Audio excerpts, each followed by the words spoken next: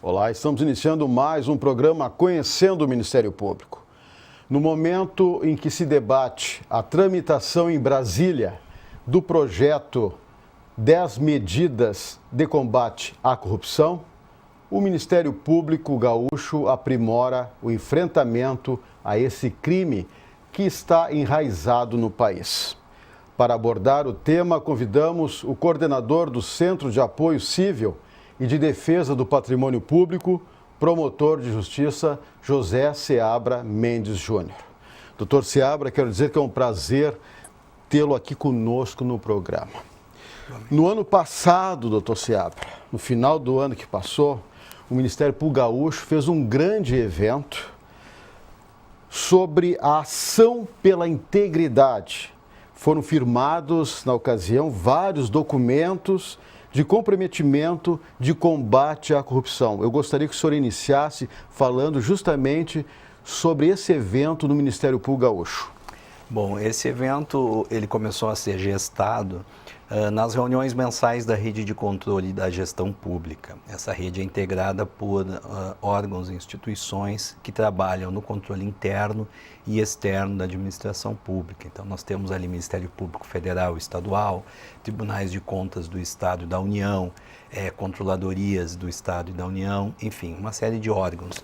E nós resolvemos marcar a data do dia 9 de dezembro com a realização de um grande evento. O dia 9 de dezembro é conhecido como Dia Internacional de Combate à Corrupção, porque foi nesse dia, em 2003, que foi assinada a Convenção de Mérida, onde as nações integrantes da ONU se comprometeram, um pacto internacional, por lutar com todas as suas medidas, com todas as suas possibilidades para tentar extirpar este câncer que existe em todas as sociedades, que é a corrupção. A corrupção é um fenômeno mundial.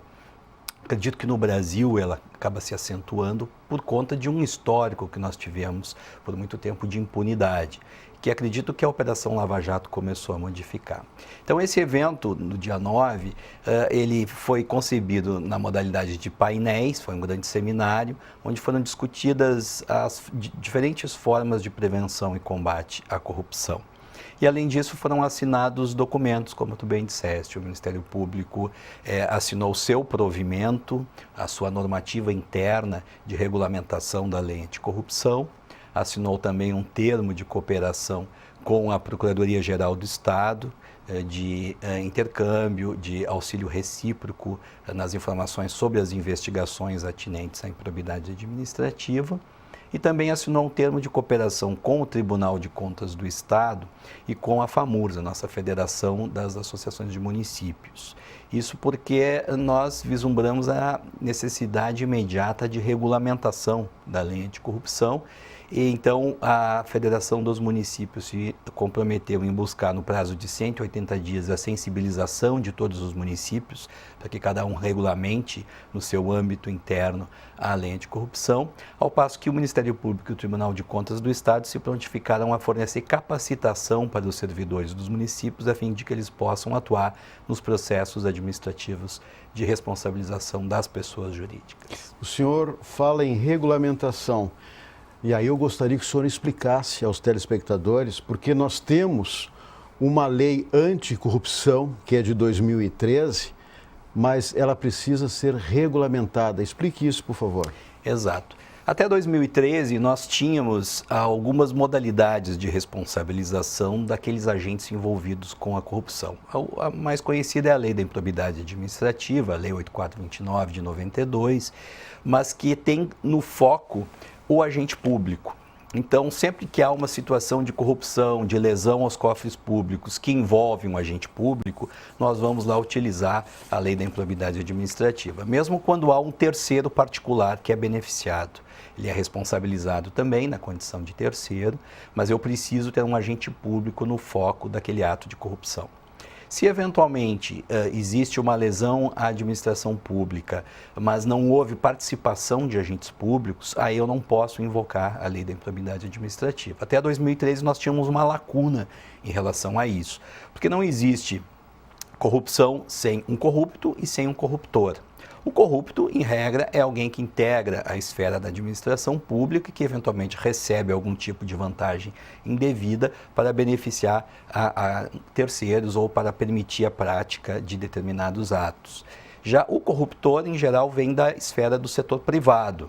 É alguém que, eventualmente, nós vimos aí no caso da Lava Jato, enfim, empreiteiras, em grandes empresas que buscam se locupletar às custas dos recursos públicos e, enfim, passavam ao largo da responsabilização naqueles casos em que nós não tínhamos um agente público no foco do ato de corrupção. A partir de 2013, nós tivemos a Lei 12.846, que introduziu a possibilidade da responsabilização dessas pessoas jurídicas, dessas empresas que se dedicam a fraudar licitações ou a fraudar contratos, mesmo que sem presença de agente público. Então, nesses casos, elas podem ser responsabilizadas. Doutor Seabra, e qual a avaliação hoje que o senhor faz dessa lei? Bom, acredito que a Lei 12.846, a Lei Anticorrupção, ela é essencial para que nós possamos desenvolver um novo padrão ético na relação do setor privado com o setor público. Acredito que a lei tem grandes virtudes, uma delas é a exigência de que as empresas que vão manter relação com o setor público desenvolvam mecanismos de integridade, os famosos mecanismos de compliance, ou seja, uma espécie de controle interno de cada empresa, na medida que ela é responsabilizada nos termos da lei objetivamente. Basta eu provar o ato por ela praticado, o resultado e o nexo causal, eu não vou perquirir ali o elemento subjetivo, não vou perquirir se o agente que agiu em nome da empresa estava ou não autorizado pelo Conselho de Administração da empresa. A responsabilidade ela é objetiva. Então, acredito que a lei anticorrupção é muito importante nesse sentido, no sentido preventivo, de que as empresas busquem depurar os seus quadros e busquem ter um controle interno efetivo através desses mecanismos de compliance, ao passo que nós temos também a possibilidade da responsabilização dessas pessoas jurídicas. Aí, uma vez mais, reforço a necessidade da regulamentação da lei anticorrupção dentro de cada órgão e de cada poder de Estado, na medida que o decreto federal, o decreto 8420 de 2015, atribui a cada órgão e cada poder a regulamentação no âmbito da sua esfera interna. Agora, doutor Seabra, nunca houve um cerco tão grande à classe empresarial e política pela ação do Ministério Público. Em contrapartida, o Ministério Público sofre retaliações. O que o senhor acha disso? Bom, acredito que a Operação Lava Jato ela é um divisor de águas realmente na história recente do país. Nós temos aí, enfim, situações que não estávamos acostumados a ver nas manchetes dos jornais, pessoas que detêm poder político, pessoas que detêm poder econômico, enfim, sendo responsabilizadas, sendo presas, sendo condenadas. Isso, evidentemente, que causa um estremecimento na relação do Ministério Público e do Judiciário com os demais poderes e, inclusive, com o poder econômico representado por essas empresas. Porque nós estamos aí modificando um histórico de impunidade e isso, evidentemente, tem tido respaldo popular. Nós vemos nas ruas o apoio que a população dá para a Operação Lava Jato, para os colegas do Ministério Público Federal que atuam nessa importante operação e para as demais instituições. Isso é importante que se diga, a Operação Lava Jato ela não é exclusiva do Ministério Público e do Judiciário, ela é um caso emblemático de uma estratégia conjunta de atuação entre Receita Federal, entre COAF, entre o Ministério Público Federal, entre a Polícia Federal, enfim, as mais diversas instâncias. Então, acredito que isso, evidentemente, acaba trazendo uma resposta forte dos interesses empresariais, dos interesses políticos que são atingidos. Nós tivemos aí recentemente um episódio daquela votação na Câmara dos Deputados, né, na calada da noite, de um projeto buscando criminalizar a atuação de membros do Ministério Público e do Judiciário, justamente como uma resposta do Legislativo a essa atuação que tem se feito sentir de uma forma tão intensa pela população. Pois o senhor falou da população nas ruas, ao mesmo tempo que acontece tudo isso que o senhor falou, existe o clamor das ruas, o incentivo da sociedade para que as instituições não parem e continue combatendo a corrupção. Exatamente. Quando nós temos episódios como esse que envolveu há pouco tempo aquela aprovação na madrugada de um projeto que criminalizava a atuação de membros do Ministério Público e Judiciário, devemos, por outro lado, salientar que já existem mecanismos de, enfim, contenção de eventuais abusos. Membros do Ministério Público e do Judiciário estão sujeitos a todas as leis que os demais agentes públicos estão sujeitos também, como a lei da improbidade administrativa, a própria lei de abuso de autoridade que já existe há algumas décadas no país. Temos controle pelo Conselho Nacional do Ministério Público, dos membros do Ministério Público, pelo CNJ, dos integrantes do Poder Judiciário. Enfim, já existem instâncias de controle de eventuais atuações abusivas do Ministério Público e do Judiciário. Então, acredito que eventuais tentativas de retaliação, de amordaçamento do Poder Judiciário e do Ministério Público devem ser objeto de uma especial atenção da população.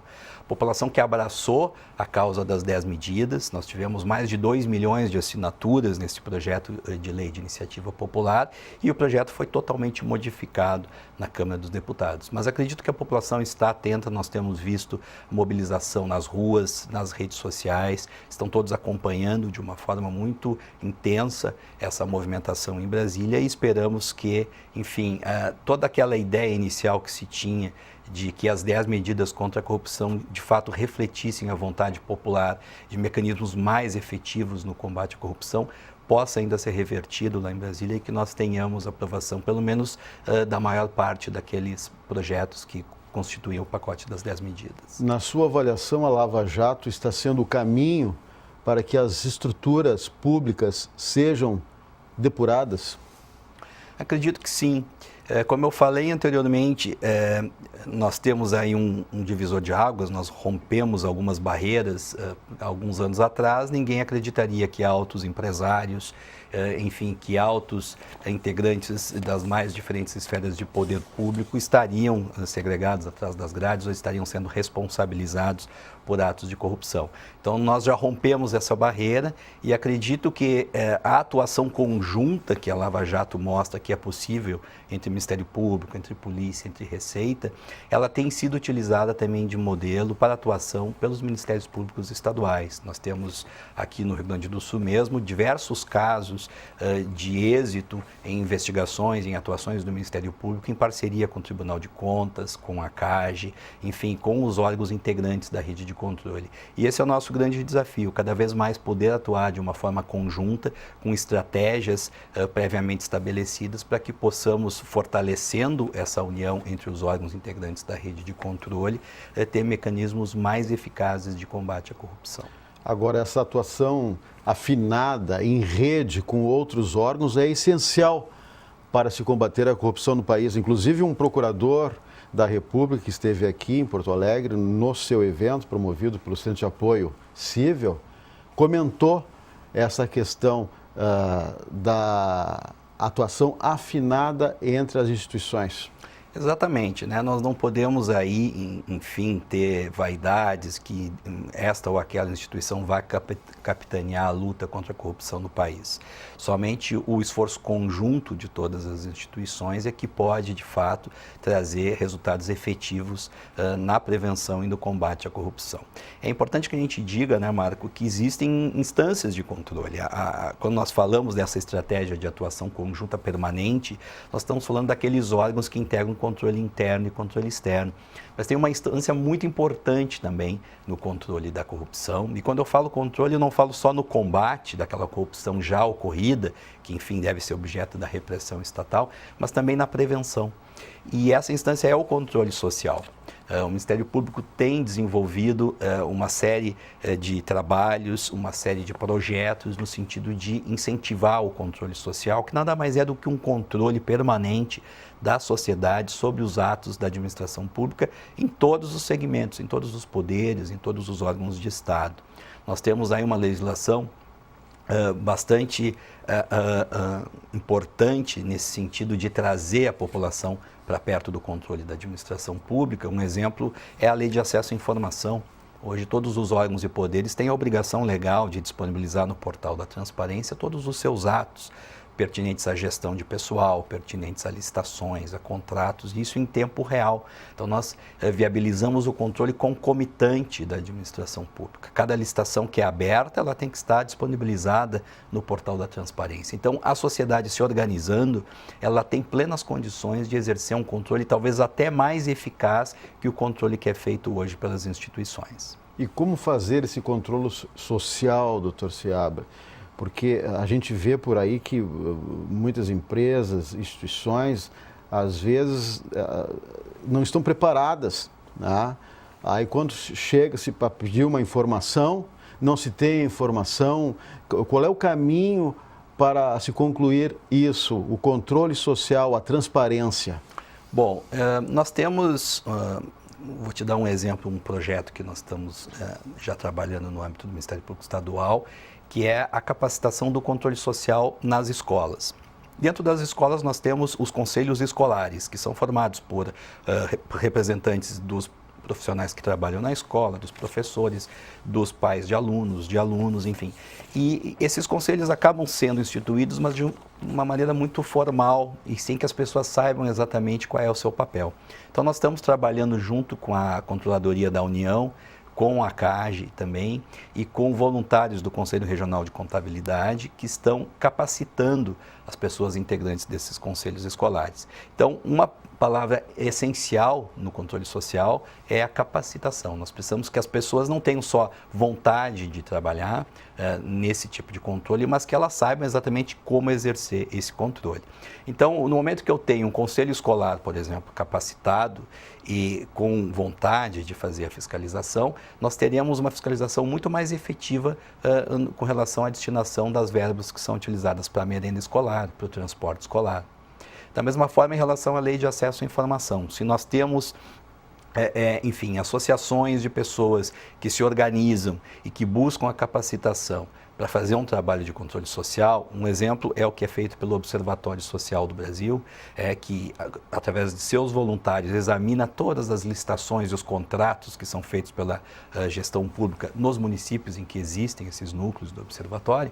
Nós temos ali uma plenitude do controle social, na medida que ele tem condição de detectar eventuais irregularidades. Muitas vezes até não é uma fraude, não é um ato de corrupção, mas é uma situação que ele vai detectar ali um possível dano ao patrimônio público, um eventual contrato que está sendo feito por um valor acima do que poderia se conseguir, daqui a pouco poderia conseguir um valor menor em relação a determinado produto. E nós temos uma série de exemplos onde atuações como a do Observatório Social acabam gerando economia para os cofres públicos. Então, acredito que isso é o mais importante, é a disponibilidade de voluntários para trabalhar no controle social e a capacitação dessas pessoas. Eu queria lhe cumprimentar por esse grande evento que foi organizado no ano passado pelo seu Centro de Apoio Cível e de Defesa do Patrimônio Público, até porque o Ministério Público Gaúcho sempre foi um pioneiro em várias questões, sempre saiu na frente. Então, há essa preocupação no combate à corrupção. Agora, lhe pergunto, o senhor acaba de falar em capacitação. Os promotores gaúchos estão capacitados, precisam ser mais capacitados? O que o senhor pensa sobre isso? Bom, a atuação na prevenção e combate à corrupção, ela demanda uma capacitação permanente. Então, nós temos realizado uma série de cursos em parceria com o nosso Centro de Estudos e Aperfeiçoamento Funcional. E a ideia é que em 2017 nós sigamos nessa estratégia de uma capacitação permanente dos colegas. Nós temos um projeto que eu desenvolvi no âmbito do Centro de Apoio, chama o MP Está de Olho, com a ideia de uma atuação proativa na defesa do patrimônio público. Então, nós escolhemos a cada ano um foco de atuação. Este ano o escolhido foi os contratos de recolhimento de lixo. Então, as promotorias que aderem ao projeto, elas têm todo um levantamento que é feito pelo Centro de Apoio em relação às licitações relativas a esse tipo de serviço nos municípios das suas comarcas e também aos contratos. E aí cabe aos promotores examinarem essa documentação para detectarem eventuais irregularidades, bem como realizar diligências no sentido de fiscalizar como se tem dado a prestação do serviço, na medida que esse tipo de contrato, ele é de uma forma bastante recorrente objeto de irregularidades. Então, acredito que a atuação preventiva e também proativa do Ministério Público venha a ser uma tendência cada vez mais forte. Se fala muito no projeto das 10 medidas contra a corrupção. Eu gostaria de saber do senhor qual é a expectativa que o senhor tem com relação a esta matéria. Bom, o projeto 10 medidas, na verdade, eram 20 anteprojetos de lei que foram concebidos no âmbito da Operação Lava Jato, pelos membros do Ministério Público Federal que detectavam algumas situações que entravavam o combate à corrupção. Algumas, vou dar um exemplo aqui, situações de prazos prescricionais, situações de nulidades processuais, enfim.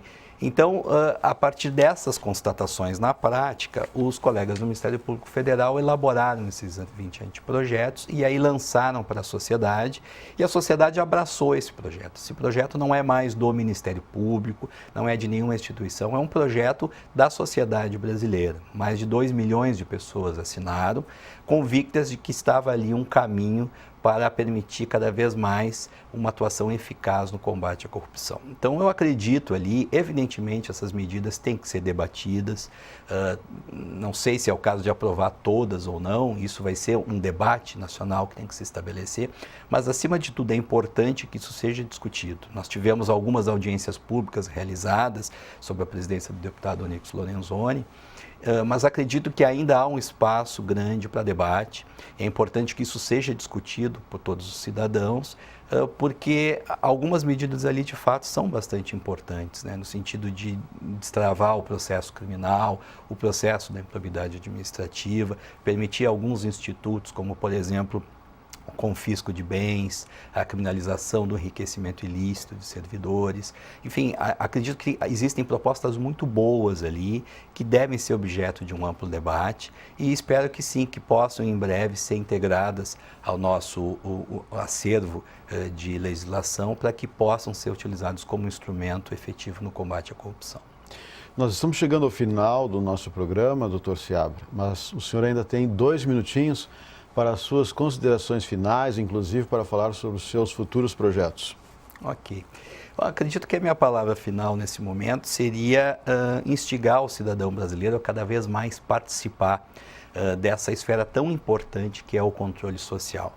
Nós temos visto alguns trabalhos muito importantes, e esse é um projeto que eu pretendo em breve também trazer aqui para o Rio Grande do Sul. Em outros estados já tem sido feito, que é o das auditorias cívicas, onde os cidadãos se voluntariam e são capacitados para, enfim, atestar a qualidade dos serviços públicos. Qualidade do serviço público prestado no posto de saúde, do serviço que é prestado em uma escola, e a partir da análise das eventuais defecções, das eventuais dificuldades, eles elaboram um relatório, encaminham ao gestor e acompanham ali o que tem sido feito pela administração pública para a melhoria daquele serviço.